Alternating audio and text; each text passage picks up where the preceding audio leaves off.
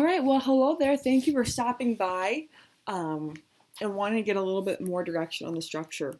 Okay, so what I'm first going to say today is it's Monday. All right, you're going to have Wednesday to work on this essay as well. If you don't want to get too bogged down in the structure right now, you want to come back for it later, totally fine. Okay, today, Monday, what I'm going to have you focus on the most is just kind of introducing your essay, getting the topic out there, making sure that's clear, and then perhaps having a strong hook. Wednesday and Friday, we're going to want to make sure we've got a little bit more of step 2 and 3 down. Okay? So, what I have here is the first college essay that we read together in class. And what I've done here is I've color coded each of these elements. So, I've color coded a strong hook, I've color coded where the topic should be clear in your essay. All right? I've color coded where the lesson or the underlying point is weaved in. And then lastly, I've color coded where there's a strong conclusion. Okay? Um, so this is the essay, if you don't remember, Jonathan Ebibi, which is how I probably mispronounce his name. Remember, he's from Blaine, Minnesota, and he currently goes to the U of M, I believe.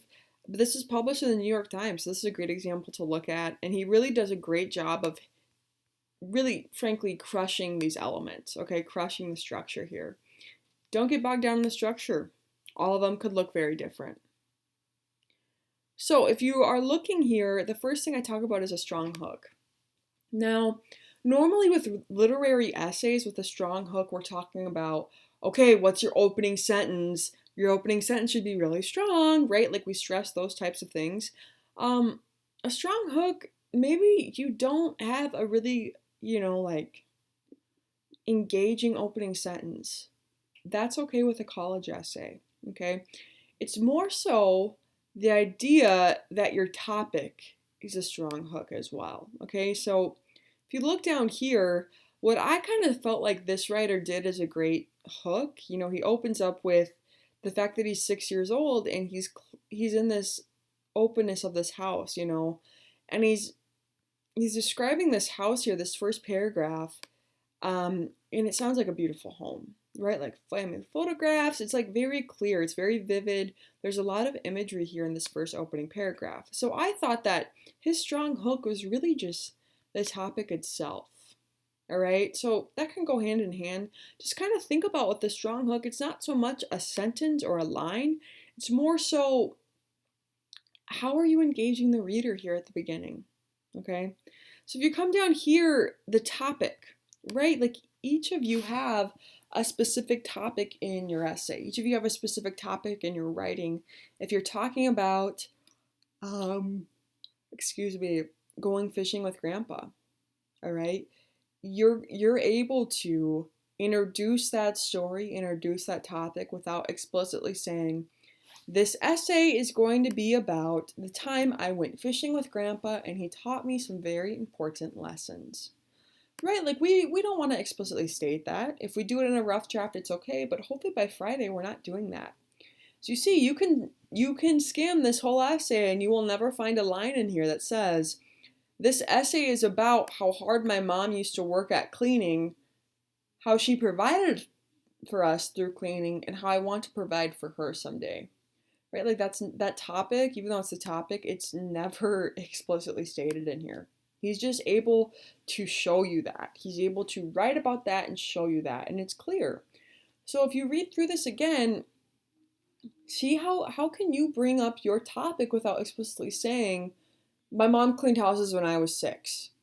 Right? Like even then, he does a really good job of bringing up this topic. So just kind of make sure you're presenting this story or this memory, whatever it is for you, this lesson, this idea, whatever it is, this topic, make sure that it's just clear. You're just laying it out there. You're just talking about it clearly with no fragments. Okay? Probably the most important part of this essay are points 2 and points 3. So point 2 and point 3. What I've got here is I want you to try to weave in your lesson learned throughout the essay. Okay? In our class, we decided that this essay, I'm gonna say this, we said it proves he was hardworking.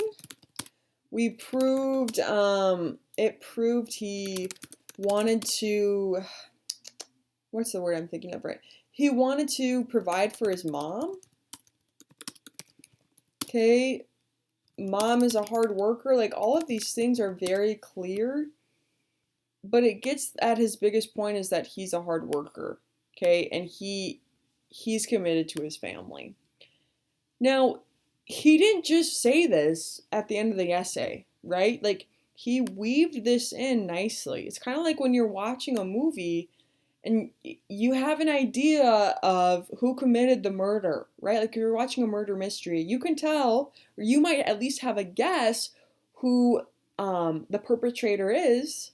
And at the end of the movie, you get to decide, right? At the conclusion, it like tells you who it is. But you don't come to that conclusion on your own. You come to that conclusion from everything that's weaved in throughout the movie. And in this case, you're trying to lead this board of people to a conclusion about you. And you can't just do that in the last paragraph or the last two sentences. You've got to be able to weave that in throughout. So how he did this, how he weaved in that he was hardworking, how he weaved in his mom is a hard worker and that he wanted to provide for his family. Well, it starts with a vacuum, right? He starts with talking about his mom, her cleaning. Mom's a cleaning lady. Mom provided for us. Okay? Mom, again, blue Hoover vacuum. The fruits of her labor replaced with a section of a vacuum. Like, he really weaves this in. It becomes more dramatic towards the end. The life that I saw through their home showed me that an immigrant could succeed in America too. Work could be done with one's hands and one's mind. Okay? So he's weaving this in really nicely. You get the sense of hard work, you get the presence of mom, and you even, you don't have to do this, but he even weaved in the vacuum. Like, he did that really impressively. It's difficult to do. But if you want to think about how could you do that yourself, maybe you don't do it that big.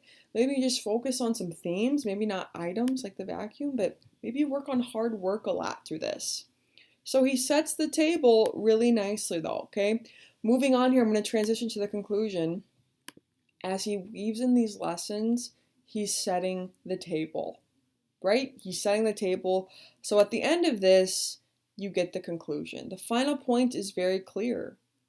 You can read through this and he ties in the hard work, he ties in his mom, and then he ties in how he wants to be able to provide for his mom. All right? So this is just really briefly how the structure could look. The most important part though, is I want you to remember the structure isn't like, it's not concrete and it's not cement. What I mean by that is that this is very flexible.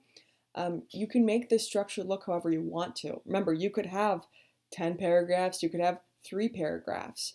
You need to have paragraphs.